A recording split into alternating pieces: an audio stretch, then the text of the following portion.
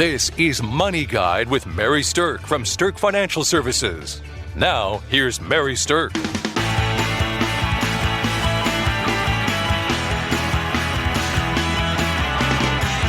Welcome to Money Guide with Mary Sterk, and today we're talking about how to invest serious money. With me today, I have certified financial planner Kelsey Bankey, and we're going to talk a little bit about this concept of serious money. I think it's kind of a funny euphemism because when people talk about serious money, it means something different to everybody. Absolutely. I remember being a kid and got like $100 one time. I was like, what am I ever going to spend all this on? And nowadays, geez, I can't go to the grocery store without dropping that kind of money. So that's right. It's definitely relative to different individuals and probably even relative to where you are at in life and your age. So yeah, in your perspective about what serious money really means, or even about what the definition of being rich means or wealth means, it shifts and changes over the course of your life. But what I like to say is that people's definition of the term serious money usually means more than what they themselves have. Because when you have built up your own store of wealth and you think about serious money, then you usually are putting it in terms of, well, this guy over here has way more than I do. Now that's some serious money. Or that guy's rich. I'm not rich yet because I have this much, but if you were really rich, you'd have more than what that is. So people's definition of serious money certainly shifts and changes and is unique to every person. So whatever your definition of serious money is, I want you to plug in and think about these investment strategies when it comes to investing your serious money. So the first thing I want to say when it comes to serious money, so let's just make an assumption that we're talking about multiple zeros. And is you really need to have a cohesive game plan about what to do with your money. So when you are creating this game plan, it probably is going to have several components. If you have a multi-million-dollar portfolio and you've decided that that's what serious money means, then multiple components in your game plan are going to mean you have an investment strategy, you probably have an estate planning strategy, you have a cash flow strategy, you figure out how you're going to accumulate more, and you also have figured out how you're going to distribute it, how you're going to live on it. So having this cohesive game plan surrounding your serious money is really step one of the whole process. Yeah, there's a lot of things to think about when investing money. And one, Mary, you haven't mentioned yet, is taxation. Mm-hmm. So really having a strong understanding of the big picture of your serious money and that game plan is crucial for making sure that serious money and all of that can achieve the goals that you have for it. Right. So the bigger amount of money that you have, the higher tax issues you're likely to have. And the more your focus has to shift to a strategy to minimize taxes or to create preferential tax treatment for the money that you do have. And so all of that has to wind into a game plan. And it's oftentimes hard for people to go about figuring these things out on their own unless they are actually someone with a financial background and really enjoy this. Then it's not something that is everybody's ball of wax. So the second thing is really to go about interviewing advisors and then finding a team that's on your side to help you manage this serious money. Now, the team that I'm talking about is more than just a financial advisor like Kelsey and I are. It's including your CPA. It's including your estate attorney. It might be including your business attorney. It's probably including your insurance people. So a team is somebody that needs to be assembled the bigger the amount of money that you're talking about. This can be very, very effective. I don't think people really give this as much credit as they should. And I think to relationships that I have where we have worked with an entire team of people for customers. And it's just amazing how much more robust those relationships are right all around, because everybody is in the know to the extent that they need to be in order to make sure that everything's being as effective as possible and that opportunities are being taken advantage of. So do not overlook the value that that can bring. So here's the thing is that every good team, I'm going to use a football analogy here, every good team needs a quarterback. And generally speaking, a certified financial planner is the best candidate to be the quarterback because they're the ones that have the most knowledge about the broadest base of different things in your cohesive game plan. So your financial planner is someone who's going to understand the taxation. They're going to know what the investment strategies are. They're going to know what the estate planning is doing and the insurance planning is doing. And they're the ones that are looking at it from kind of an overall umbrella view, not just from the tax silo that the CPA might be looking or the estate planning silo that the attorney might be looking or the insurance silo that the agent might be looking at. So the overall view like that, quarterbacked by your financial planner, is going to help you ensure that the left hand knows what the right hand is doing and that all parts of your planning end up being cohesive instead of competing. Sometimes we see things happen like somebody's doing something in their tax planning that is completely contradicting what's happening in their estate planning, and they don't know that they're contradictory and their attorney and their CPA aren't talking to each other. But if you have that quarterback in there that's coordinating all this for you, then when it comes to serious money, you really get a better cohesiveness of your game plan. Absolutely. Or another common one that we see when people first start working with us is what their estate planning says doesn't line up with the beneficiaries on their accounts and things like that. Or the assets that they're trying to give to other individuals are not really the most tax beneficial assets to give. So there's just a lot, like Mary said, a lot of things that come together, and your certified financial planner having education in all those different areas can help bring everyone together and speak a common language and reach your goals in a more effective way. Okay. The next thing I want to talk about then is when you have some serious money, you have to consider what stage of life you are in.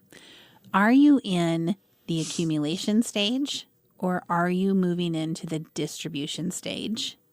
Or are you in some kind of hybrid weird mode in the middle? So accumulation stage tends to happen with our younger years, where we're building our wealth, where we're still working and we're not utilizing the investment pool that we have to live on. So not utilizing the investment pool you have to live on tends to be the major marker of being in the accumulation stage.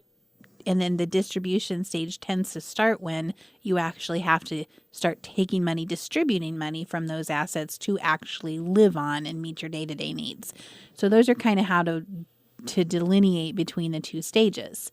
So with that in mind, where are you? What stage of life are you in? Because how you invest your serious money is going to depend on what stage of life you're in. The younger you are, the more your focus is going to be on risk levels, diversification, things like that, and making sure that your money is invested in a way that it has a chance to promote the maximized amount of growth. But when you move into that distribution stage, you really have to start thinking about how to protect and grow your money, not just start to have it grow. Absolutely. Access also is going to be driven by what stage in life you're in. So you might need access to some of your money in that accumulation stage in the event of emergencies or things like that, or certain goals that are going to come before the distribution stage. But most likely you're not going to need access to the majority of your money. In the distribution stage, it's all about access, but maybe not for all of your money again, but it's a different kind of access that you're looking at. Periodic access or things like that. So that'll help drive your investment plan as well. So what Kelsey's talking about comes down to something that we call liquidity, meaning how much of your money do you need liquid access to? Congratulations to Mary Sterk and the team at Sterk Financial for earning a spot on multiple Forbes lists for 8 years running, including the 2025 Forbes Best in State Wealth Advisors and 2025 Forbes Top Women Wealth Advisors Best in State. Welcome back to Money Guide with Mary Sterk, and today we're talking about how to invest serious money. Let's hope that everybody listening has this question on their mind, that everybody has some serious money to invest. All right, so when we were talking about this before the break, we were talking about how liquidity plays into things and that it can be a good strategy to segment your money. So what do I mean by segmenting your money? I mean that there is a purpose to money.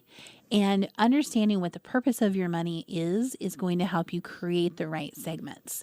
So when you're in that accumulation stage where maybe you're still working and you're not depending on these investments to live on, the segments that you want to be paying the most attention to are how much do you need liquid, how much do you need access to versus how much can be invested that can be illiquid or that can be tied up for a period of time without crimping your lifestyle. So when you're thinking about that, you want to be aware of what are some planned expenses you have coming up, what are some things you might want to spend some of that money on in the nearer or shorter term. And that nearer or shorter term really is more like a 5-year period. So when you're in that accumulation stage, looking at it like what kind of cash am I going to want to spend to deplete these assets so I know I have liquidity. You also really want to focus on having money available and liquid accessible in case of an emergency. And the larger that your pool of assets is, what we see happen is a shift in how people feel about their emergency money. When you're younger, you might think $1,000 is enough for emergency money. And then after a while, you start to think, gosh, if I had $10,000, I'd be set. And when you start getting into serious money, you hear people saying things like, I need at least $100,000 sitting in the bank at any given time for me to feel comfortable knowing I've got access to cash. So it's kind of interesting, Kelsey, isn't it, how that shifts and changes over time? It really, really is. And just when I think I can, guess what somebody's going to say, then they surprise me. So how you feel about that, that's absolutely important to consider. There's lots of formulas and stuff out there you can look at to help you determine what your emergency money is. And that, I think, should play a factor into it. Mm-hmm.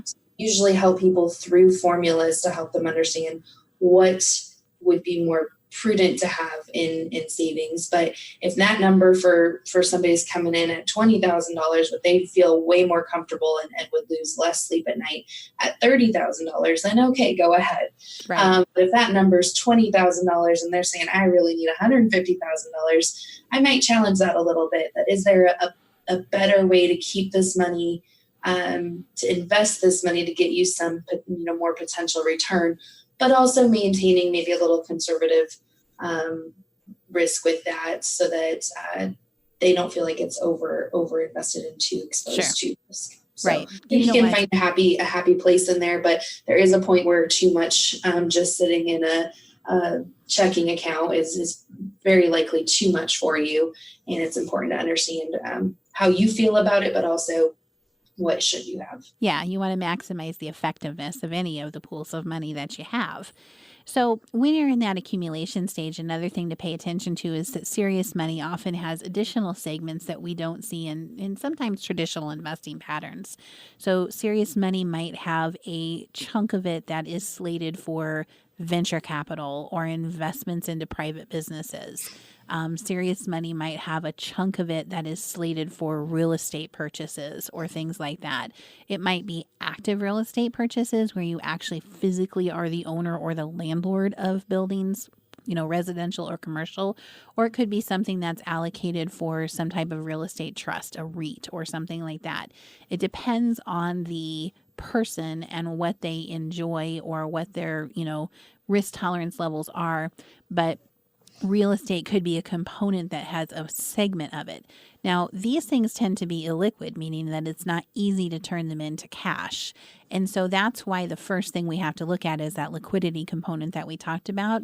And then we start to segment the rest of the money based on what the purpose is and when we think people are going to use that money. Now, in the distribution stage, it's a little bit different. And we've done shows on this in the past that in the distribution stage, the segmentation of money is really about what are you going to need to use from this money to live on? And how much you need to live on that over time is how you should bucket your money out.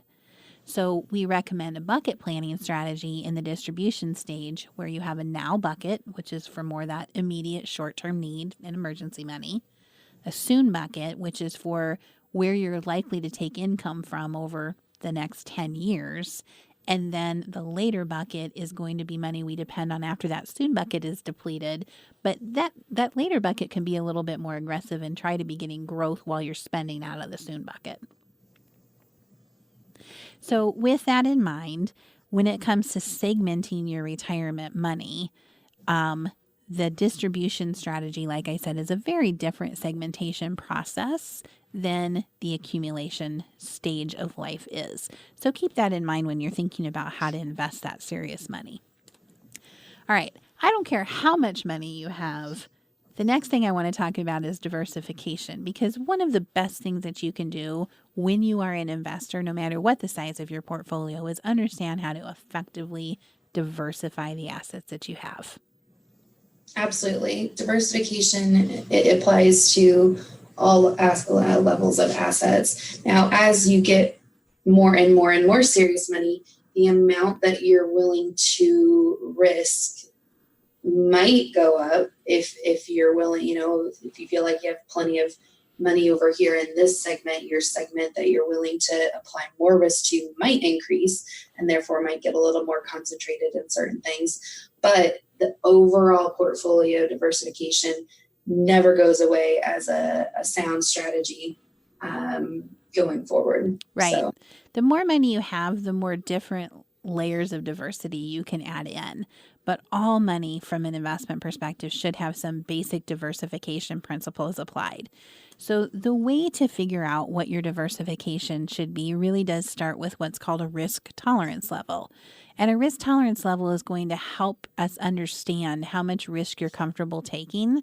And it's going to ask questions, things like, how much upside are you wanting to capture, but how much downside are you wanting to protect against? So let's say that you were somebody that ended up having a moderate risk tolerance level, meaning you're kind of middle of the road. You want some of the upside, but you don't want to have all the downside risk that a pure stock portfolio might have for you. Then with that in mind, a moderate portfolio is going to have somewhere between 50 to 60% of the money in something that's stock-based, and then 40 to 50% of the money in something that is not stock-based. So it might be fixed income or bonds or alternatives or real estate or things like that, but it's not stock market based. And so your risk tolerance level is going to drive the percentages that go into those types of classes. And then within the stock-based side of things, there's another myriad of ways to break it down.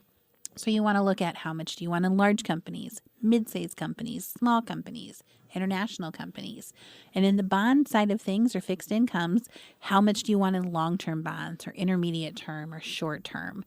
And in the alternative side, how much do you want in alternatives and what type of alternatives are out there?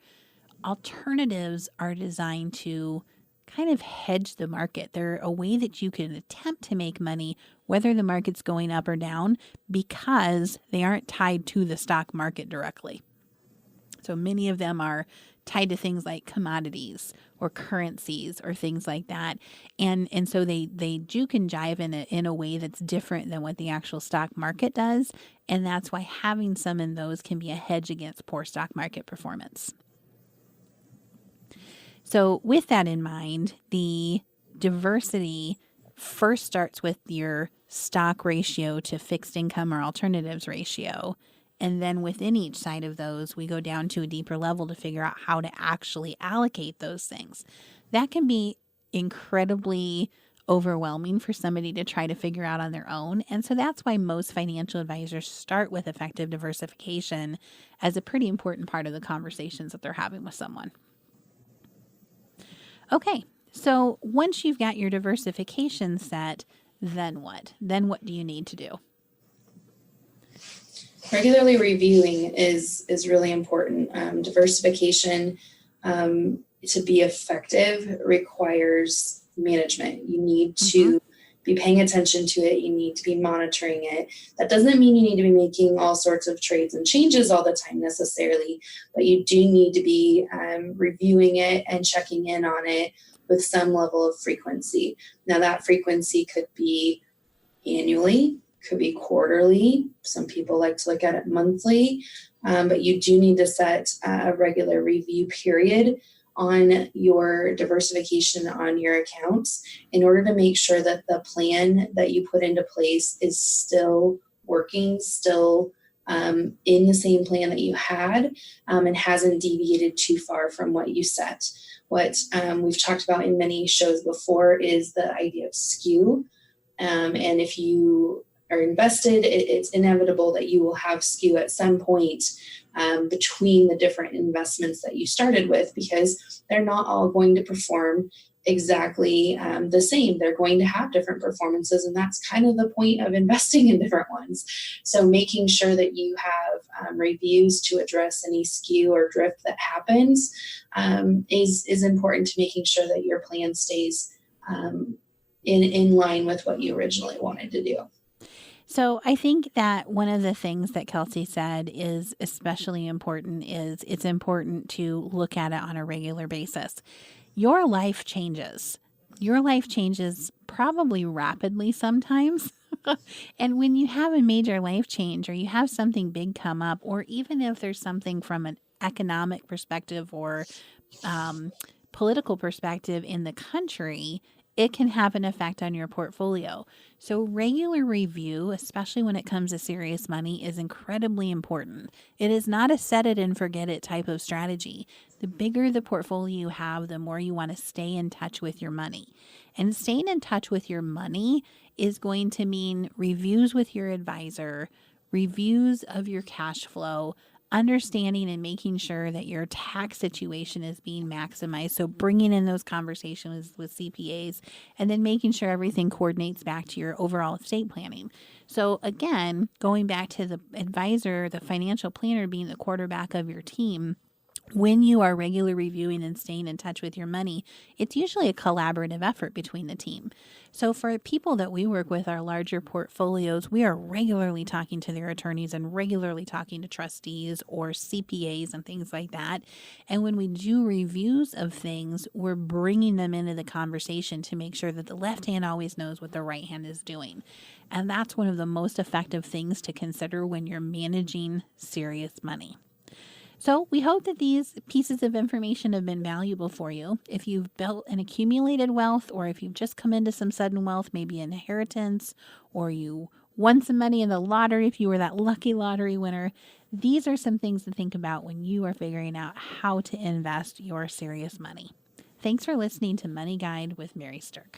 Sterk Financial Services celebrated 20 years in 2024.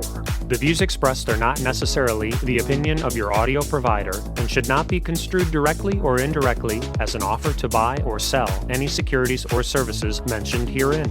Investing is subject to risks, including loss of principal invested. Past performance is not a guarantee of future results. No strategy can ensure a profit nor protect against loss. Please note that individual situations can vary. Therefore, the information should only be relied upon when coordinated with individual professional advice. Securities and investment advisory services offered through Osaic Wealth, Inc., member FINRA, SIPC. Insurance offered through Sterk Financial Services, which is not affiliated with Osaic Wealth. Osaic Wealth is separately owned, and other entities and or marketing names, products, or services referenced here are independent of Osaic Wealth. The rankings for the Forbes Best in State Wealth Advisors list by Shook Research is based on due diligence meetings to evaluate each advisor qualitatively, a major component of a ranking algorithm that includes client retention, industry experience, review of compliance records, firm nominations, and quantitative criteria, including assets under management and review generated for their firms. The Forbes ranking of America's top women wealth advisors is based on an algorithm of qualitative and quantitative data, rating thousands of wealth advisors with a minimum of 7 years of experience and weighing factors like revenue trends, assets under management, compliance records, industry experience, and best practices learned through telephone and in-person interviews. There is no fee in exchange for rankings. Forbes is a trademark of Forbes Media, LLC. All rights reserved. rankings, and recognition from Forbes, Shook Research are no guarantee of future investment success and do not ensure that a current or prospective client will experience a higher level of performance results, and such rankings should not be construed as an endorsement of the advisor.